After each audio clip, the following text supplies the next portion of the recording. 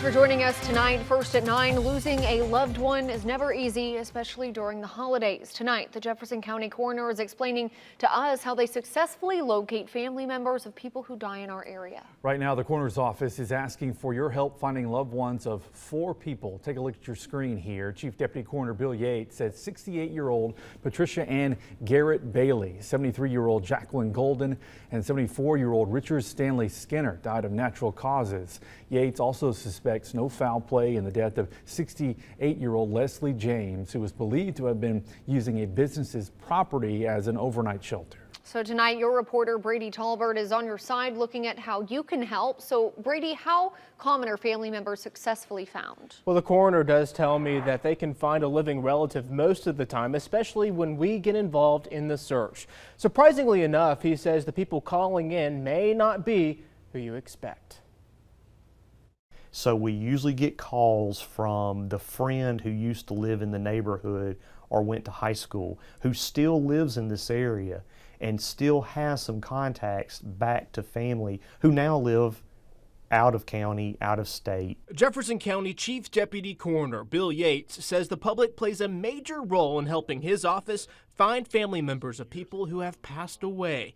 That's why you're encouraged to pick up the phone if you ever have information that can help. Past friends, past schoolmates, past neighbors that will call in and say, hey, I know that his mom and dad have passed away. They live down here, but I'm pretty sure he has a sister, and I think I know how to get a hold of the sister's friend. If someone dies in a car crash or is shot in the streets, the coroner says family members are often found quickly.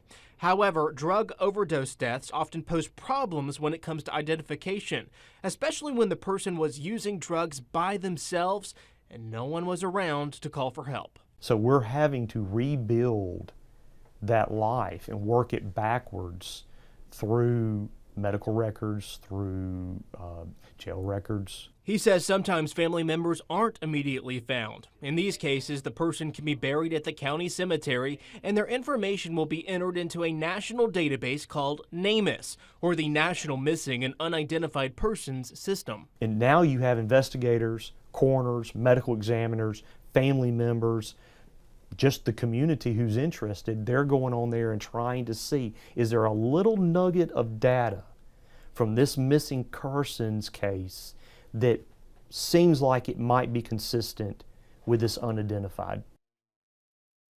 The coroner tells me oftentimes that database is successful. If you're in search of someone and want to check it out, I'm going to make sure to link it on the WBRC News app. And if you have information that can help the coroner's office locate a family member, you are, of course, urged to give them a phone call. Lauren.